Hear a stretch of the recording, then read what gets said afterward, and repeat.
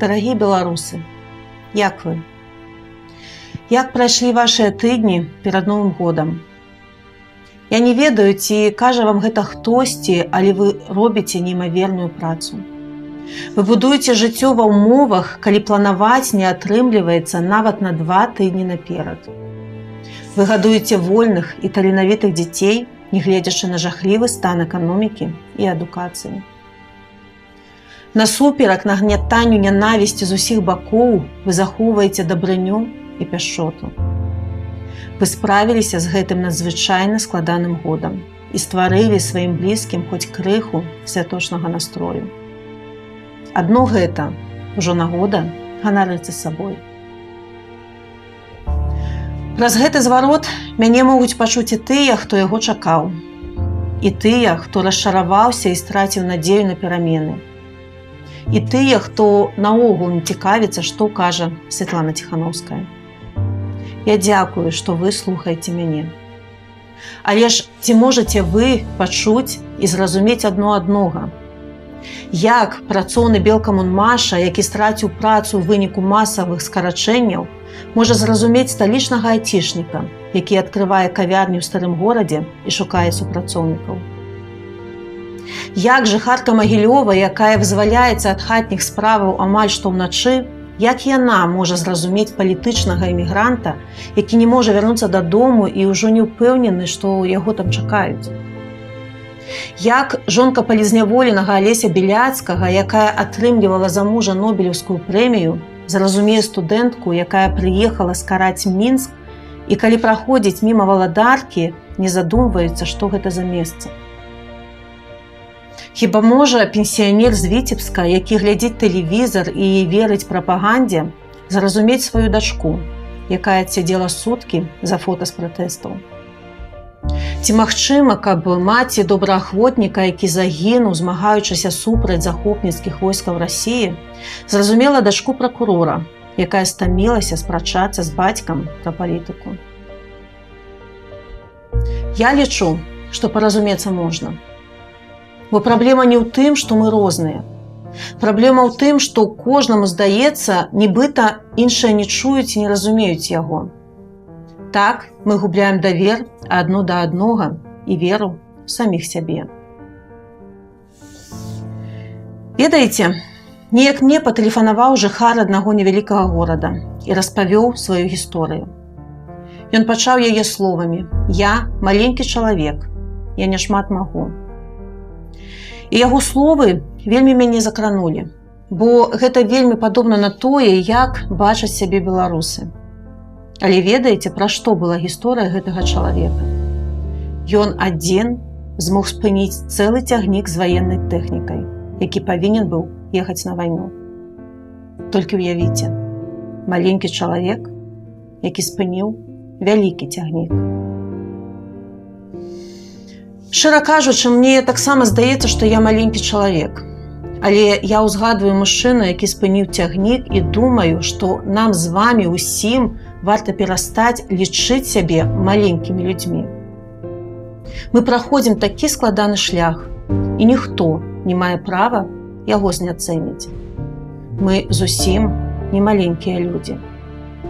Калі мы верым адно ў аднога і ў саміх сябе, мы нацыя.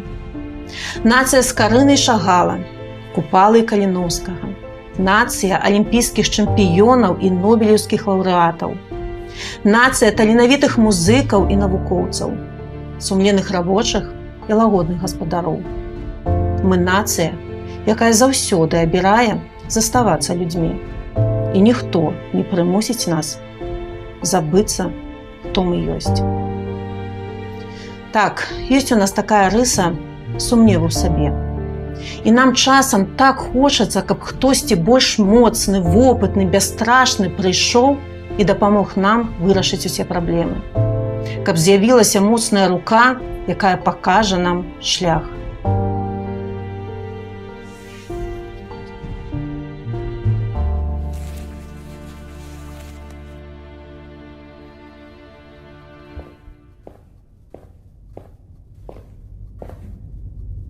Але хтосьці больш моцны, вопытны і бясстрашны Гэта мы з вамі. Нацыі не патрэбная моцная рука. Нам патрэбныя давер, узаемапавага і салідарнасць. І я хачу дагрукацца да кожнага, таму гатовая гаварыць по-рознаму, каб пачулі ўсе. Как у многих из вас, у меня есть дети. Я знаю цену человеческой жизни, и я категорически против войны. Меня, как и вас, пугает то, как близко война подошла к нашему дому. То, что на своих кухнях мы обсуждаем угрозу ядерного оружия. Мужчинам по всей стране приходят повестки, а подросткам в школах показывают оружие. Это ненормально. Наша страна на пороге войны, которая не нужна никому из нас. И те, кто называет себя правительством, утратили независимость и находятся под влиянием России. И именно поэтому с нашей территории летят ракеты в Украину. Цены в стране растут, потому что соучастие в чужой войне обходится очень дорого. В стране тысячи политических заключенных. Их число растет каждый день. Это разбивает мое сердце и сердца всех их близких. Но это сказывается и на благополучии всех граждан. Ведь только освобождение политзаключенных может стать поводом для начала снятия санкций. В итоге растущие цены, страх мобилизации, изоляция. Вот что белорусам сейчас предлагает государство. Россия напала на Украину, потому что решила, будто украинцев как нации не должно существовать. Убиты десятки тысяч мирных жителей, в том числе дети. И это чудовищная трагедия. Но Россия проиграет эту войну, потому что украинцы защищают свой дом, и на их стороне весь мир. Россия проиграет эту войну, а мы, белорусы, или отправимся за ней в пропасть, или сможем построить мирное будущее, которого заслуживаем. Да беларусаў заўсёды ставіліся добра. Але дзяржава ўцягнула нас у гэтую вайну на баку Расіі, што робіць нас суагрэсарамі. Беларусы не падтрымлівалі гэта. Беларусы заўсёды былі супраць вайны. Таму ў гэтым годзе ў нас атрымалася зрабіць так, каб Беларусь не стала ізгоем, як Расія. Але магчымы паўнавартасны ўступ Беларусі ў вайну – гэта пункт невяртання. Ён зробіць нас нацыяй агрэсараў на дзесяцігоддзі. Ён закране жыццё літаральна кожнага беларуса і кожнай беларускі. І ўжо ні маёй працы, ні працы дэмакратычнага руху і нават гераізму добраахвотнікаў не будзе дастаткова, каб пераканаць свет, што беларусы супраць гэтай вайны. Мы не павінны дапусціць, каб ва Ўкраіну пайшлі беларускія войскі. Мы не хочам, каб па тэрыторыі Беларусі стралялі ў адказ. Дзеля будучыні, якую заслугоўваем. Дзеля наступнага дзесяцігоддзя, у якім жыць нам і нашым дзецям. Адмовіцца ад залежнасці ад небяспечнага суседа – гэта наш нацыянальны інтарэс. Беларусь можа быць развітай, незалежнай, эканамічна ўстойлівай нацыянальнай дзяржавай, краінай-партнёрам, а не краінай-даўжніком. Краінай, дзе не выбіраюць новага старэйшага брата ці крэдытора, а нарэшце выбіраюць саміх сябе. Так, мы павінны быць краінай адкрытай свету. Бо калі мы хочам сказаць пра нешта добра, мы не гаворым, як у Расіі.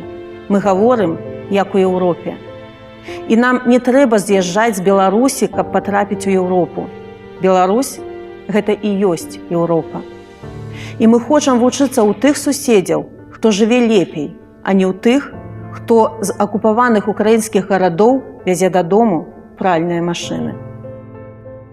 Я разумею, што гэта не самая святочная навагодняя прамова. Але ў гэты складаны час наша нацыя заслугоўвае павагі і праўды.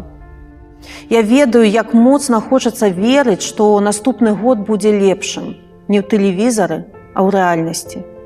Што цёмныя часы скончацца, сем'і з'яднаюцца, вернецца дабрабыт і пачнецца светлая частка нашай гісторыі. Я адна не магу паабяцаць вам гэтага, але мы можам паабяцаць гэта адно адному. Я, аб'яднаны пераходны кабінет, дэмакратычныя сілы, СМІ, актывісты і бізнесоўцы, сумленныя службоўцы і добраахвотнікі, працоўныя і настаўнікі, студэнты і медыкі, пенсіянеры, музыкі, чыноўнікі, тая жанчына з Магілёва і той айцішнік з Мінска. Мы ўсе можам паабяцаць, што будзем клапаціцца адно пра аднога ў наступным годзе і абаронім нашу краіну і нашу нацыю. Зараз мы можам абняць тых, хто побач з намі, і сказаць адно адному дзякуй за тое, што спраўляемся, за тое, што побач, за тое, што сталі мацнейшымі і не склалі рукі, за тое, што калі мы разам, вяртаецца ўпэўненасць, што ў нас усё атрымаецца. Мы змаглі справіцца з гэтым годам, а значыць, зможам справіцца з усім. Дзякуй вам. З Новым годом!